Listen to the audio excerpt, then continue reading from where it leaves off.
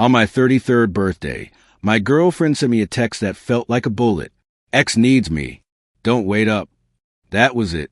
No apology. No explanation. Just 6 words that turned my dinner into a funeral for my relationship. I remember staring at the message, half amused, half numb. The smell of lobster mac and cheese filled my apartment. Her favorite dish, the one I'd spent hours perfecting because she once said, "You make it better than any restaurant." I'd set the table, lit 2 candles, and even opened a bottle of wine I'd been saving since last year. And then that text. I replied with 1 word. Understood. And for the first time in 2 years, I actually did understand. Her name was Samantha, 28, gorgeous, clever, and exhausting. The kind of woman who could make any room spin around her just by existing. She worked as a lifestyle influencer, always smiling for cameras, always talking about energy, alignment, and authenticity. But in reality, authenticity was the one thing she didn't own. Her ex, Ryan, 30, was a perpetual disaster. The kind of guy who called her every few weeks because something bad happened. A breakup, a job loss, a meltdown.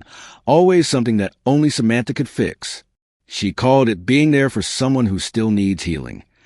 I called it codependency with better lighting. That night, as I stood over 2 untouched plates of lobster mac, I realized something. This wasn't just a missed dinner. It was a pattern, and it had finally crossed a line into something I couldn't unsee. She'd left me on my birthday for a man who had broken her heart and somehow still owned a piece of her attention. I sat down, forked a bite of my now cooling dinner, and tried to process the absurdity of it all. The silence in the apartment was heavy, but strangely peaceful. Then a calmness washed over me, a stillness I hadn't felt in months. It was like a switch flipped inside me. I looked around the apartment, our apartment, or rather my apartment, since the lease was in my name. My eyes landed on her side of the closet. It looked like a designer store threw up in there. Gucci, Prada, Louboutin heels lined up like soldiers. Skincare products that cost more than my car insurance. Half of it bought with her influencer sponsorships. The rest gifts from brand deals or collabs. For years, she'd taken up every inch of space, literally and emotionally.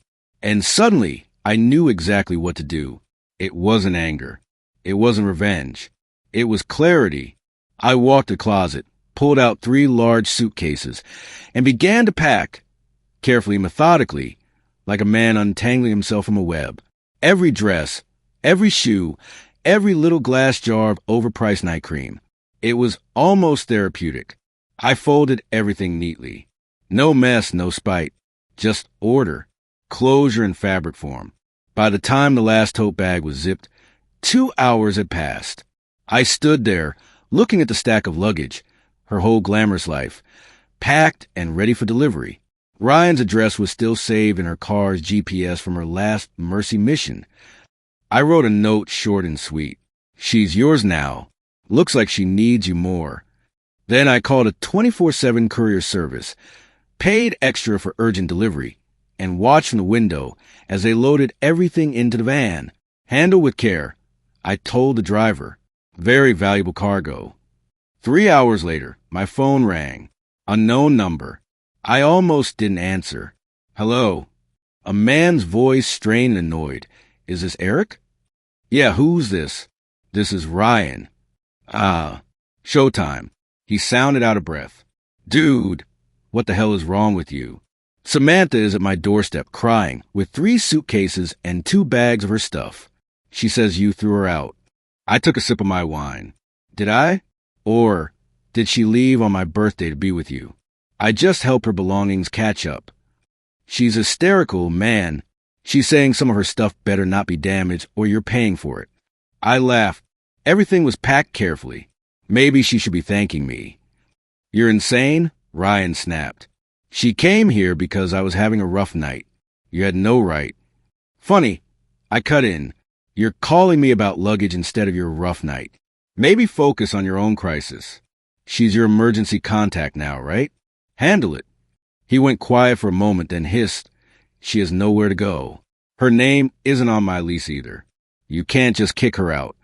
She's not on mine either. I said, She left. I forwarded her mail, so to speak. This is nuts. You need to let her back in. Not my problem anymore. I said calmly, good luck, Ryan. And then I hung up. The silence that followed was beautiful. For the first time in a long time, my apartment, my life, felt like mine again. But deep down, I knew this wasn't over. Because Samantha and Ryan weren't people who just let things go. They thrived on chaos. Drama was their oxygen. 2 days passed before the next explosion. My phone lit up like a Christmas tree. Missed calls, voicemails, texts, voice notes. Samantha had gone through every emotional phase in the breakup handbook. Tears, rage, guilt trips, manipulation, rinse and repeat. Eric, how could you do this? It was your birthday. I was just being a good friend. You better hope none of my stuff is missing or you'll regret it. You're the one who pushed me away. I didn't reply.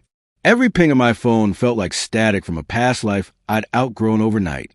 By the second evening, she'd escalated.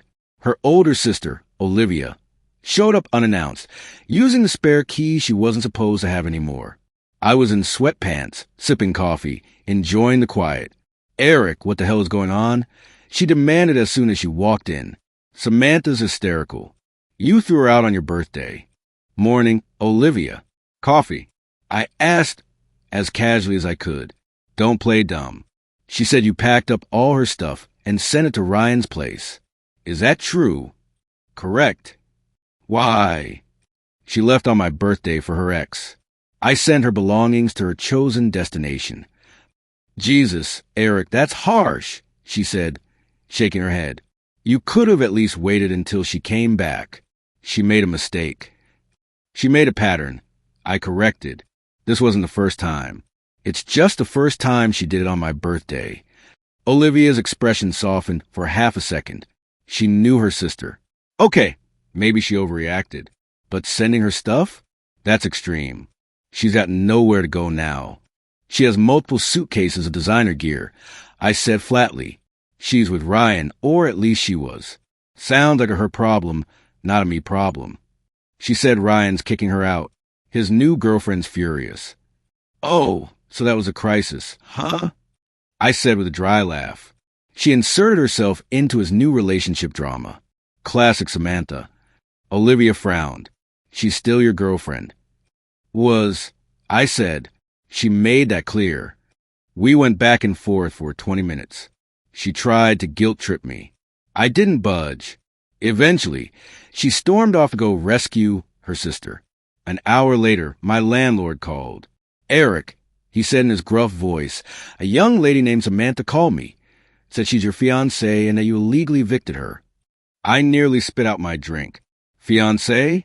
She's not even on the lease, Mr. Collins. She moved out. That's what I figured, he said. She mentioned calling the police.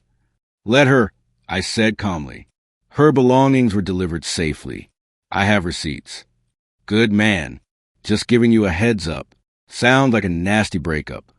I thanked him and hung up. Then I changed the locks. That night, I reheated the leftover lobster mac and cheese. It tasted different, better somehow, like freedom seasoned with relief. But deep down, I knew this was only Act 1.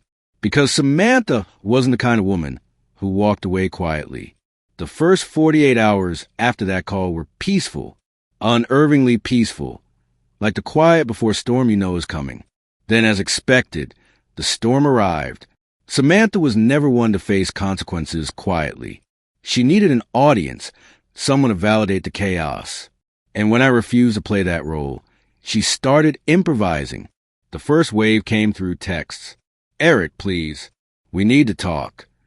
You can't just erase me. Ryan's freaking out. His new girlfriend hates me. I can't stay here. You did this to me. I hope you're happy. Then came the voicemails. Tearful at first, then angry, then pitiful again. She cycled through guilt and rage like a DJ switching tracks. I didn't answer a single one. By the third day, the messages had changed tone. You have my limited edition heels in one of those bags. You better hope they aren't scuffed. My vintage watch isn't there. Did you steal it? You owe me. There was the entitlement, the subtle accusations. The manipulation in full bloom. I muted her number and tried to move on. But Samantha wasn't done. She never was. The next morning, her sister Olivia returned, this time angrier. She didn't knock, just barged in with the kind of righteous fury only a sibling could summon. "Eric, you need to fix this," she said, slamming her phone on my counter. "Samantha is at a cafe with her luggage. She has nowhere to stay." I sighed. "And this involves me, how?" "She has no apartment, Eric. She was living here. You can't just throw her out." She left, Olivia, on my birthday. For her ex. I didn't throw her out. I delivered her things to the man she chose to be with.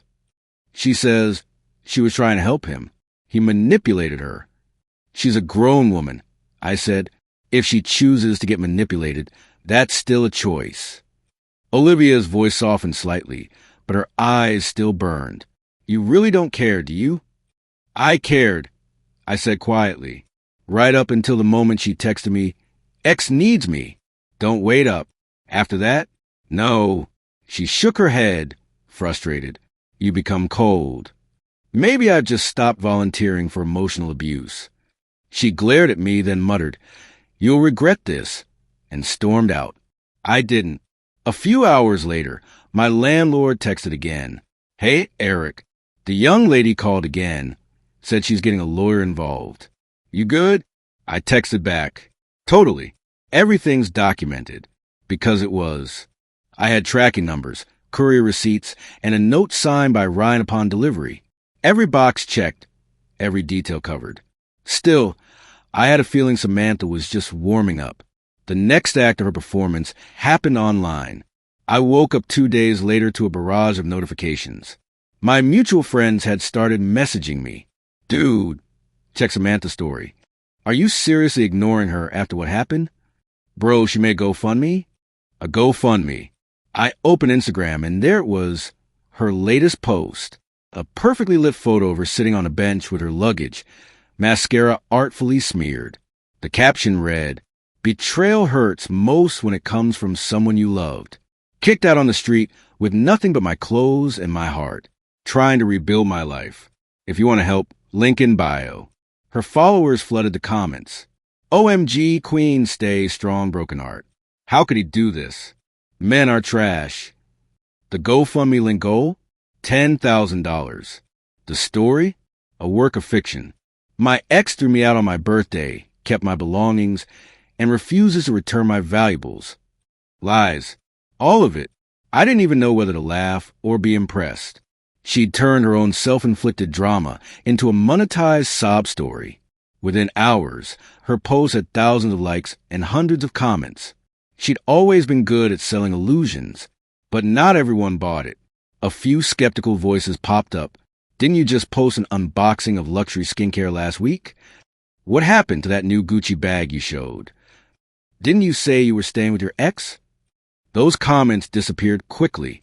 I guess truth didn't fit her brand aesthetic. That night, I got a message from someone unexpected. Lauren, Ryan's current girlfriend. Her DM read, "Hey, Eric, I don't know you personally, but I thought you should know what's going on. Samantha showed up at our place crying 2 days ago. She stayed here for 48 hours straight. Tried on my clothes. Told Ryan I was abusive to her. Claimed you were controlling. It's been insane." I blinked at my screen, then replied, "That sounds exactly like Samantha. I'm sorry you're caught in the blast radius." Lauren replied, "Yeah, she told Ryan you stole her jewelry and kicked her out. He actually believed her until I pointed out she came with perfectly packed Louis Vuitton luggage, not exactly fleeing for her life." I chuckled. "No, more like shipping out for attention." "Exactly. Anyway, she's telling everyone you were manipulative. She's in full victim mode. Let her," I wrote back.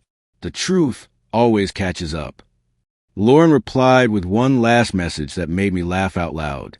"FYI, Ryan gave her cash out of guilt. Said she was broke. So now you're an abusive thief.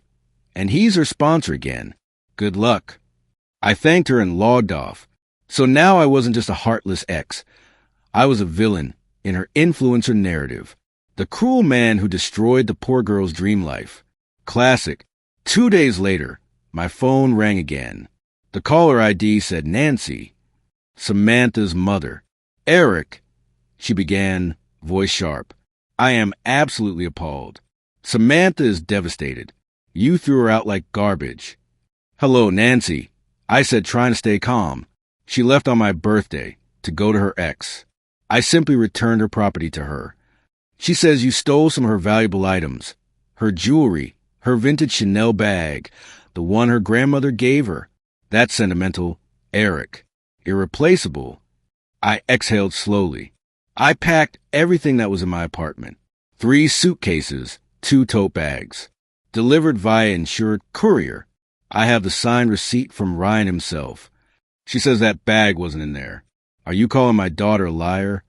I'm saying she should check thoroughly. I replied, maybe it's at your place. Or she misplaced it before moving. If she truly believes it's stolen, she's free to file a police report. I'll happily cooperate. Nancy hesitated, her confidence faltering. She's very upset. I'm sure she is. Actions have consequences. This isn't over, she said sharply. We'll contact a lawyer. Please do, I said and hung up. I spent the next hour drafting an email to Samantha, CCing Olivia. It was professional, almost lawyer-like in tone.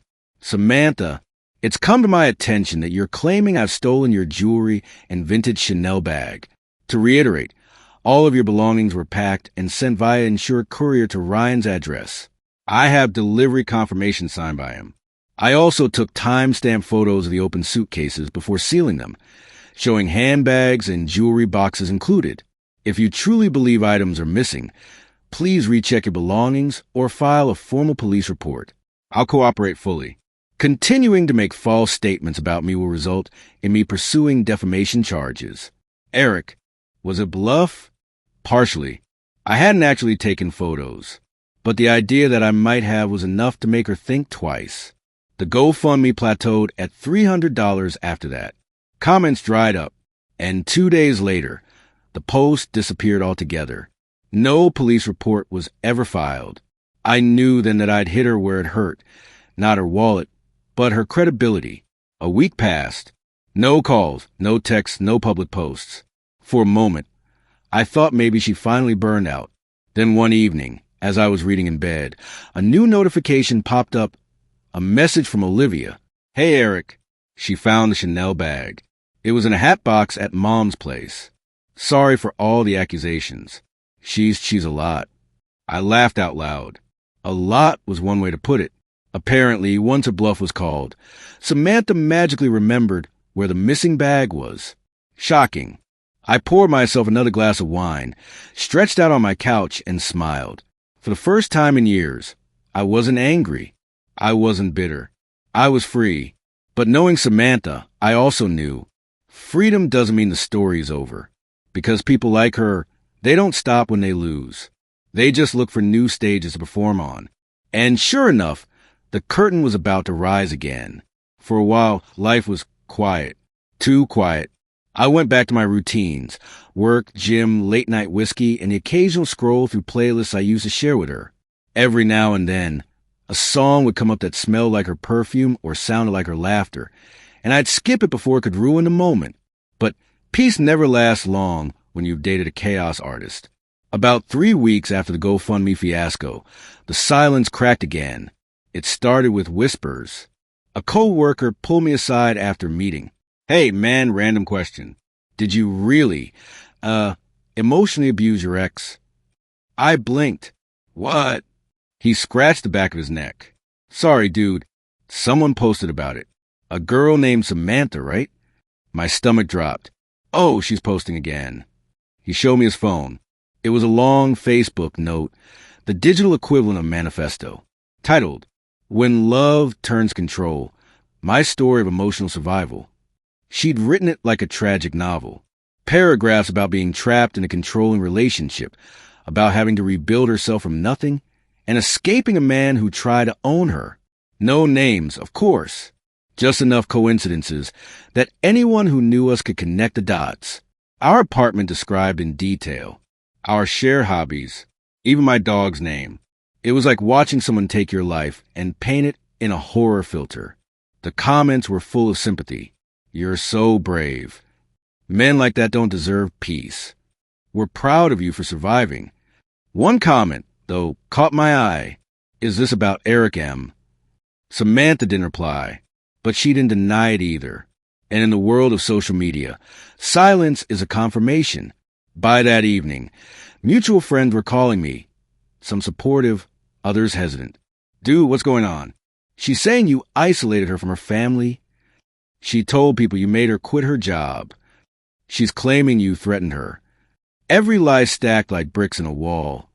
She was building to hide her guilt. I could have gone online, posted screenshots, exposed her texts, the manipulation, the cheating, the lies. But I didn't. Not because I couldn't. Because I didn't need to. I knew her pattern. Every lie she told was a rope she eventually tripped over. And sure enough, the fall came faster than I expected. About a week later, my phone buzzed again. A message from Olivia. Short, nervous, almost apologetic. Eric, she's talking about showing up somewhere. Just heads up. I didn't reply. But I should have known that when Samantha says show up, she doesn't mean a text. She means a performance. It was Friday night. My coworker Jason had dragged me to a downtown restaurant. Upscale, modern, crowded enough that conversation got lost in the buzz of glasses and soft jazz. We just ordered when I saw her. Samantha, wearing a white dress that screamed innocence, with makeup that looked just subtle enough to be calculated. And she wasn't alone. She was with a group, some mutual acquaintances, some strangers, but she made sure I saw her. She made sure everyone did. Her eyes locked on me like a sniper. Then she smiled. A slow, practiced, venomous smile. You okay? Jason asked, following my gaze. I forced a small grin. Oh, yeah, just a ghost. But ghosts don't disappear. They haunt. And Samantha was about to haunt the entire room. About 20 minutes later, as I was finishing my drink, I heard her voice. Loud. Too loud for a restaurant that size. Yeah, that's the guy I told you about, she said, her voice carrying perfectly over the background music. The one who threw me out with nothing, stole my things, lied to everyone. Her friends murmured sympathy. I didn't move, didn't turn, didn't flinch. She wanted a reaction. She wanted a scene. And I wasn't going to give it to her. But then she stood up, walked right to my table, heels clicking like a countdown. Jason froze. Dude, let her, I muttered. Samantha stopped in front of me, hands on her hips, eyes wet enough to sparkle under the lights. Eric, she said loudly, you really think you can pretend I don't exist? I looked up, calm. Even ghosts eventually fade. The restaurant went silent. She blinked. You think you're clever? Huh? You think you can just erase what you did to me? What I did, I said quietly. You mean the part where I packed your things after you left me for your ex? Or the part where I watched you weaponize pity for cash? Her face twitched, a flash of panic under the performance. Don't twist it, she hissed. You abandoned me. No, Samantha. I let you live the story you chose. I just refused to be your co-star. The people around us started whispering. Phones came out. Someone was recording. She realized it too late. Her voice trembled, not from emotion, but from the realization that the mask was cracking in public. You're abusive, she said weakly. You ruined me. I stood up slowly, eyes level with hers. If I ruined you, I said, then what were you before me? That one line, it landed harder than I expected, because for a moment, she didn't look angry. She looked terrified. She opened her mouth, closed it, then turned and stormed out. The restaurant stayed quiet for a long time. Jason leaned over. Dude, holy SH*T. I sat back down. Yeah. He stared at me. You think that's over? I sighed. With her? Never. But this time, the crowd saw the unedited version. The next morning, the video hit Reddit. Someone had uploaded it under the title, Entitled Ex Confronts Guy in Restaurant and Gets Exposed. Instant karma. Within hours, it had 100,000 views. People didn't even know who we were, but they didn't need names. They saw the manipulation. They heard the truth in tone, not words. The comments rolled in. You can see him holding back the anger. Respect. She's trying to perform for sympathy, but he's calm the whole time. That line, though. If I ruined you, what were you before me? Poetic justice. By evening, Samantha deleted all her social media accounts. And just like that, the stage went dark. The weeks after that felt strange. Peaceful again, yes, but not empty. More like balanced. People talk about closure like it's something you get from an apology or a confession or a clean goodbye. But closure isn't given. It's taken. It's the moment you stop needing validation from the person who broke you. Samantha didn't give me closure. She gave me something better. Proof. Proof that no matter how good someone is at acting, the truth always leaks through. And sometimes, the best revenge isn't revenge at all. It's indifference. It's strange how silence feels different when it's finally earned. The kind I have now isn't empty. It doesn't echo. It breathes. It's the kind of silence that follows a storm, when the air still smells like rain, but the world looks cleaner. That's what life felt like after Samantha vanished from social media. For months, there were no texts, no rumors, no unexpected knocks at the door. Her name stopped popping up in conversations. And eventually, even my friends stopped asking about her. She'd become what she always feared most. Irrelevant. I later heard through the grapevine that she tried to rebrand. New Instagram handle. New city. New boyfriend. She called herself Survivor Toxic Love now. The irony practically wrote itself. But this time, the audience didn't clap. People had seen too much. That restaurant video had lived a full internet life. Reposted, remixed, commented on. The narrative she'd built so carefully. The perfect victim. The misunderstood soul. Crumbled under the weight of her own theatrics. No one wanted to follow the sequel. Even the people who once defended her started keeping their distance. Because no matter how good someone is at pretending, there's always that moment when the mask slips.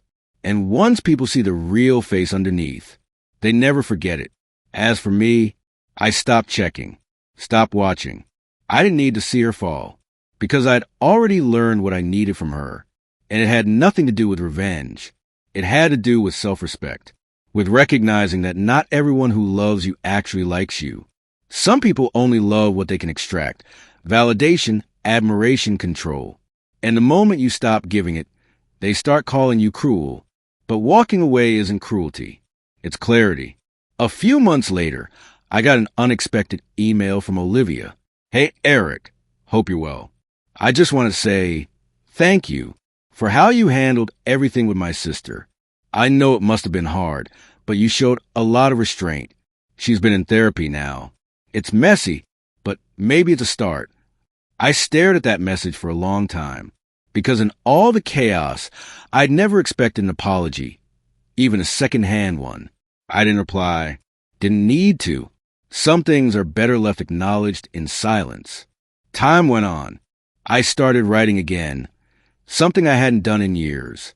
Not posts or rants, but essays, quiet reflections, about boundaries, about truth, about how love, when it's real, doesn't ask you to shrink. One evening, I went for a walk past a restaurant where it all ended. The same table by the window was empty. The same dim lights, the same faint jazz. It felt almost poetic, like the universe keeps certain scenes frozen for you to return to, just so you can realize you've finally outgrown them. That night, I sat on my balcony with a glass of whiskey and thought about her for the last time. Not with anger, not with nostalgia, just observation. She had been the most painful lesson of my life, but also the most important one, because before Samantha, I thought love meant endurance, staying through the storms, forgiving endlessly, fighting for connection, even when it cuts you. But real love, it doesn't demand your sanity as proof. It doesn't ask you to bleed for closure. It doesn't threaten to leave if you set boundaries. Real love holds you accountable, not hostage. And when I finally understood that, I realized something profound. Samantha hadn't destroyed me. She'd revealed me. She'd stripped away every illusion I had about myself, my need to fix, to please, to save. And beneath all that, I found something raw and unbreakable. Me. People like to talk about revenge stories. They love watching karma unfold. The dramatic downfall, the poetic justice, the instant regret. But life doesn't always play out like that. Sometimes karma isn't loud. It doesn't announce itself with fireworks or public humiliation. Sometimes it's quiet, a slow erosion, the kind that takes away the audience from a performer, the validation from the manipulator, the control from the liar. And in that silence, you realize you never needed revenge. You just needed peace. It's been over a year now. I've moved cities. New job, new apartment, new rhythm. Every morning, I make coffee in the same mug. She wants it was too plain. I smile every time I do, because plain is good, plain is calm, plain is real, and real, after everything, feels extraordinary. I still keep one photo of her, though not out of sentiment, but as a reminder. It sits in a small box in my closet, along with old letters, a movie ticket, and the apartment keys she left behind. That box is a shrine. It's a lesson, a reminder that love can look beautiful and still be poison, that you can be kind and still be manipulated, and that walking away doesn't mean you lost. It means you finally remembered your worth. Sometimes I think about that night, her standing in front of me, eyes full of venom, words trembling with desperation, and how calm I felt, because in that moment, I realized something I'd never understood before. Power doesn't come from control. It comes from detachment. When someone can no longer use your emotions against you, they lose their grip. Their chaos stops working. Their drama stops landing. And all that's left is truth. So no, this isn't a revenge story. It's a resurrection. The rebirth that happens when you finally stop trying to prove your side of the story and just start living a life that speaks louder than their lies ever could. Samantha's story ended when she lost her audience. Mine began when I stopped needing one. And with that, our story comes to an end. But the real story begins with your thoughts. What would you do if you were in this situation? Let me know in the comments.